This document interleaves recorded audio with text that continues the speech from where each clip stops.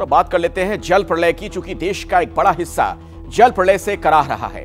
कहीं बेहिसाब बारिश की वजह से जबरदस्त बाढ़ आई हुई है, कहीं पहाड़ दरक रहा है, कहीं नदियों में गाड़ियां बह रही हैं, कहीं घर पहाड़ों के नीचे दबे हुए हैं। स्थिति विकराल है। पहाड़ तोड़ प्रलय से देवभूमि उत्तराखंड से लेकर हिमाचल प्रदेश तक भयभीत है। लोगों की जिंदगी अस्त व्यस्त हो चुकी है, हजारों घर तबाह हो चुके हैं, लोग त्राहिमाम हैं। बाढ़ 2.0 के विनाशक फ्लो में कैसे सब कुछ तबाह हो चुका है, आप देखिए।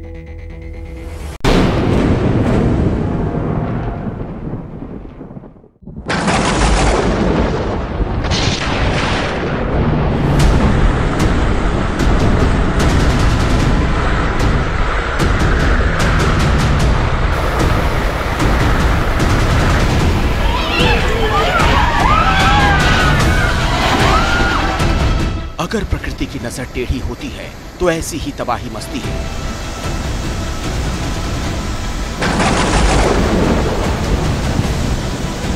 जैसे देवभूमि त्राहिमाम कर रहा है।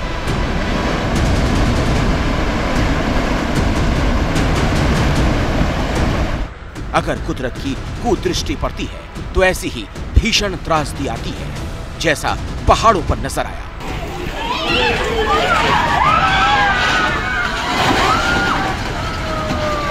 अगर जिंदगी बचाने वाला पानी अपने रौद्रावतार में आता है तो बर्बादी ऐसे ही जर्रा जर्रा कपा देती है। जैसे हिमाचल, उत्तराखंड के साथ साथ महाराष्ट्र से लेकर गुजरात और पंजाब तक हिला हुआ है। पानी के प्रचंड प्रहार के बाद कैसे भयावहता दहशत की पराकाष्ठा पर है, वो देख लीजिए।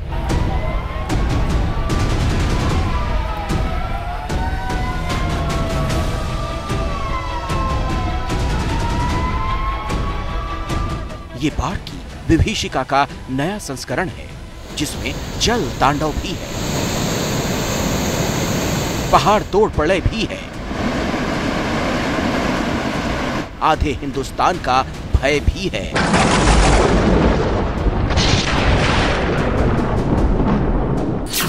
ये खौफनाक दृश्य है उस शिमला का जहां की पहाड़ियों की गोद में पानी इठलाया करती थी। वहां पर यही पानी प्रलय का पर्याय बन चुका है। शिमला के रोहडू और रामपुर में रात भर भारी बारिश हुई, उसके बाद पानी की गर्जना कपाने लगी है। प्रकृति का आक्रोश जिंदगी पर भारी पड़ रहा है।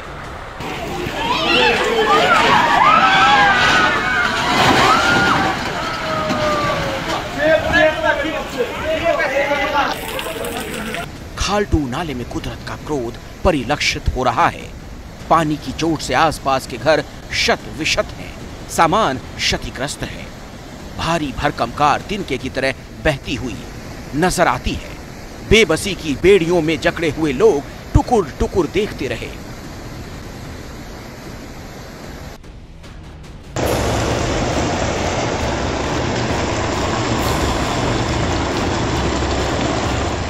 सिर्फ शिमला ही नहीं, किन्नौर में पहाड़ का सीना चीरकर पानी अपने साथ पत्थर और मिट्टी लेकर बह रहा है। तबाही की नई कहानी लिख रहा है। देख लीजिए, फ्लैश फ्लड ऐसे ही आया किन्नौर में। सुन लीजिए, ऐसी ही गर्जना किन्नौर को कंपा रही है। जान लीजिए कि बेहिसाब बारिश के बाद शिमला किन्नौर नेशनल हाईवे 5 झाकड़ी के पास बंद पड़ा हुआ है, क्योंकि बीच से सड़क ही बच गई है। किन्नौर के कामरू गांव में बादल फटा और सब कुछ बर्बाद हो गया। किन्नौर का राजधानी से संपर्क टूट गया।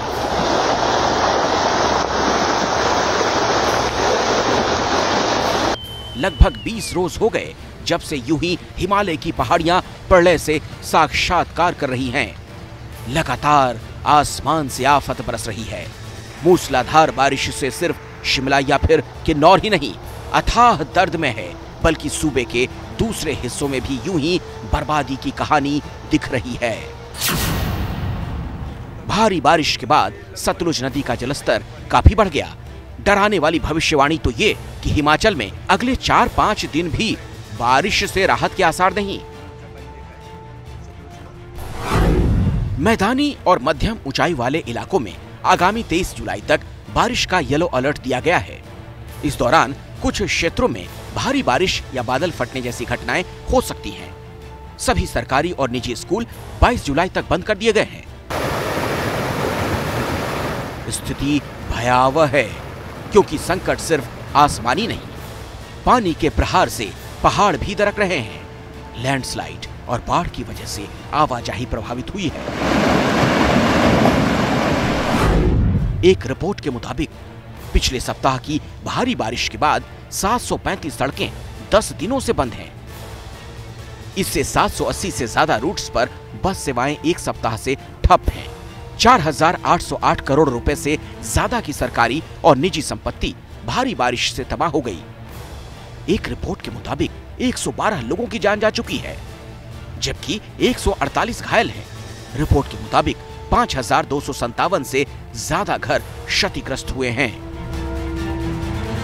ये सब इसलिए हुआ क्योंकि हिमाचल प्रदेश में बारिश ने अब तक के सारे रिकॉर्ड ध्वस्त कर दिए। मॉनसून में नॉर्मल से 132% ज्यादा बारिश हो चुकी है। 12 में से 9 जिलों में सामान्य से बहुत ज्यादा बारिश हुई। जितनी बारिश पूरे साल में होती है उससे कहीं ज्यादा अब तक हो चुकी है। यही स्थिति उत्तराखंड में भी है, जो इन तस्वीरों में परिलक्षित हो रही है। ये डरावना दृश्य है बागेश्वर के कपकोट विधानसभा इलाके का। यहाँ पानी के प्रहार में पुल कहां बह गया, इसका कोई अता पता नहीं। स्कूल जाने वाले बच्चे जिंदगी दांव पर लगाकर नदी पार कर रहे हैं। देख लीजिए नीचे पानी किस रफ्तार में बह रहा है और उसके ऊपर से बेटे बेटियां स्कूल जा रहे हैं, लौट रहे हैं। ये उस गांव की तस्वीर है जो सांसद का आदर्श गांव है। नाम है सूपी। बादल फटने के बाद का यह दृश्य धारचूला तहसील का है। यहां बादल फटा और त्राही त्राही होने लगी।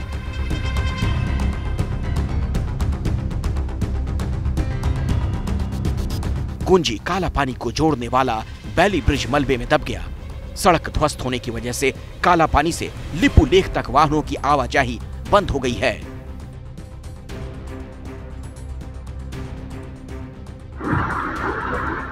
चट्टानों के दरकने की वजह से बरकोट में भी स्थिति भयावह है। यमुनोत्री हाईवे बंद है क्योंकि पहाड़ी मलबा NH 94 पर जमा हो चुका है, लिहाजा दिन भर जाम लगा रहा। उत्तराखंड में सामान्य से 24% ज्यादा बारिश हुई। 5 जिलों में सबसे ज्यादा तबाही मची है। उत्तराखंड में अब तक 27 लोगों के मारे जाने की खबर है, जबकि 28 लोग जख्मी हुए हैं। 568 मकान पूरी तरह से क्षतिग्रस्त हो चुके हैं। मतलब उत्तराखंड भी त्राही त्राही कर रहा है, लेकिन सिर्फ पहाड़ियों पर ही आफत नहीं। महाराष्ट्र के रायगढ़ में ऐसी आसमानी आफत टूटी कि एक पूरा गांव मटियामेट हो गया।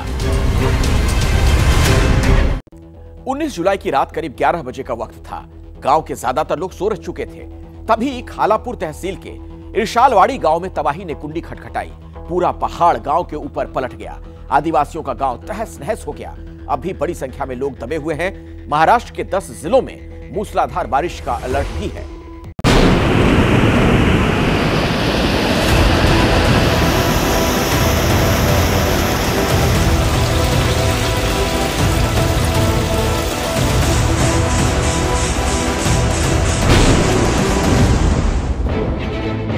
इसे कुदरत का क्रोध कहिए या इसे प्रकृति की प्रतिशोध समझिए, जो समझना है समझिए, लेकिन हकीकत तो यही है।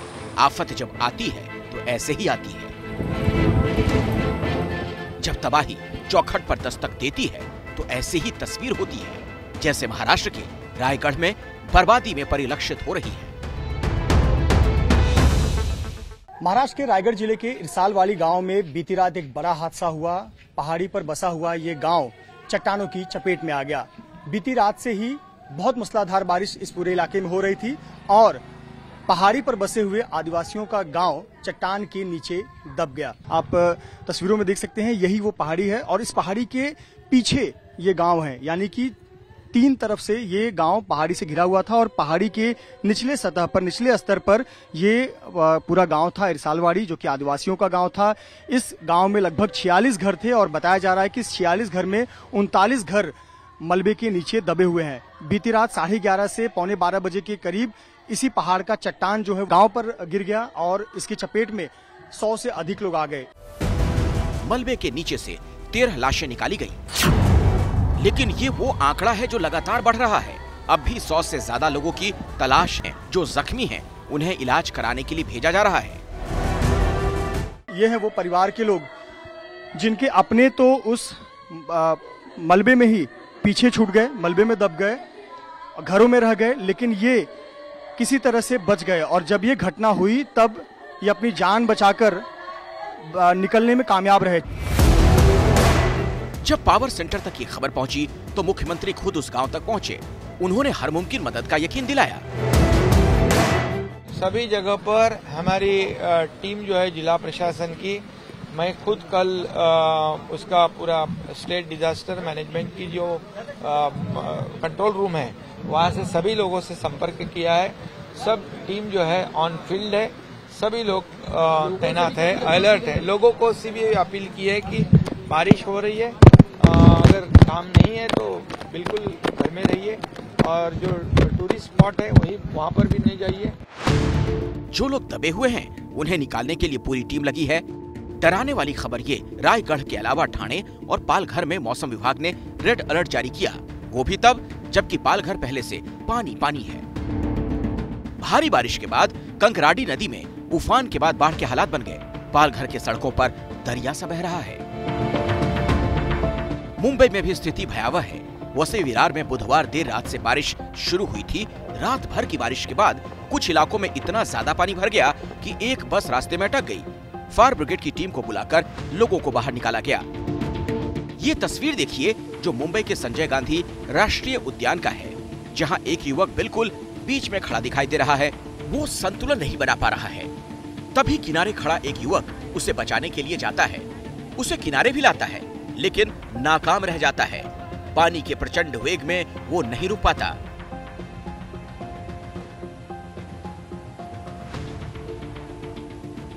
बारिश के बाद मुंबई की झील उफान मार रही है। जो झील अगस्त के अंत तक भरती थी, वो झील जुलाई के तीसरे हफ्ते में ही लबालब है। अब जरा मुंबई अहमदाबाद हाईवे की ये तस्वीर देखिए, जहां पानी ने गाड़ियों पर ब्रेक लगा दिया। किस तरह से जो हाईवे है वहां पर जल भराव की स्थिति बनती जा रही है।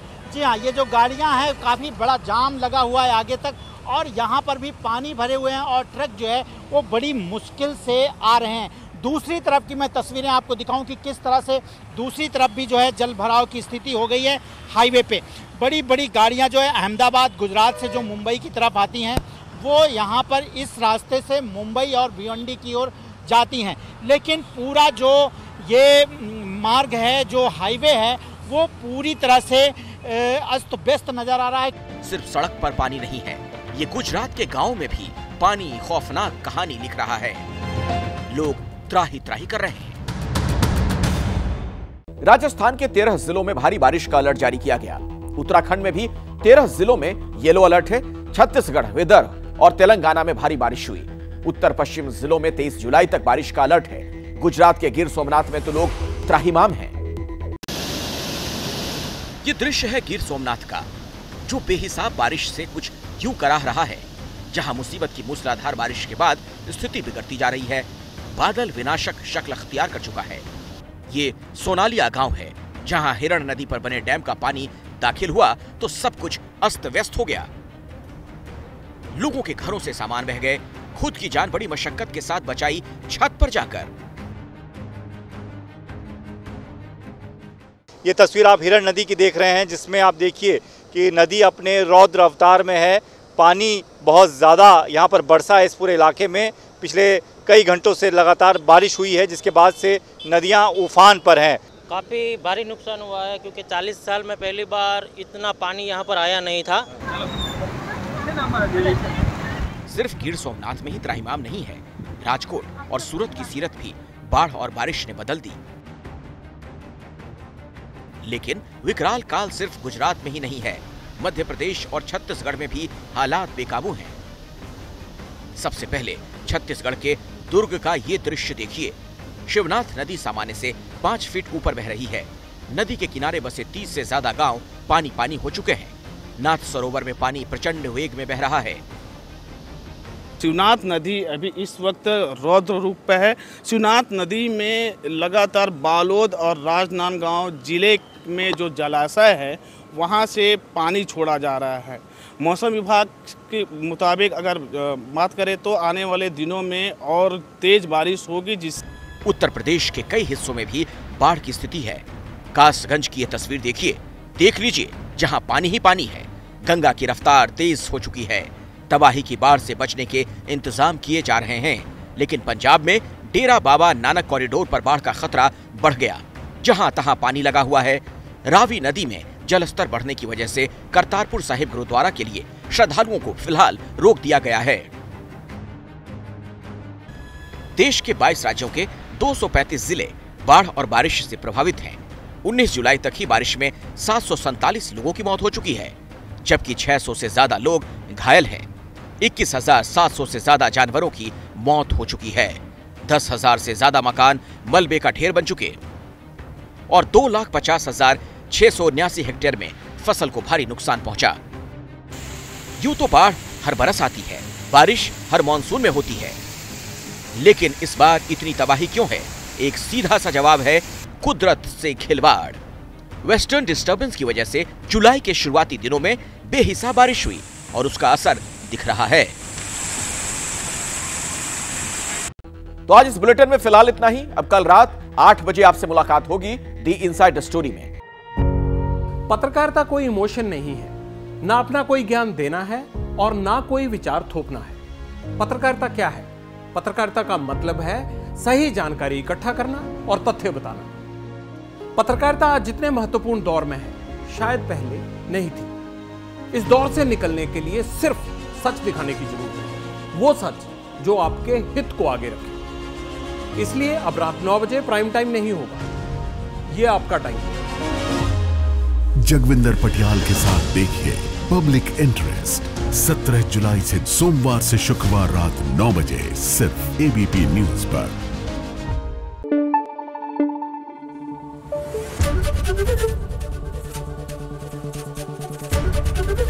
एबीपी न्यूज आपको रखे आगे।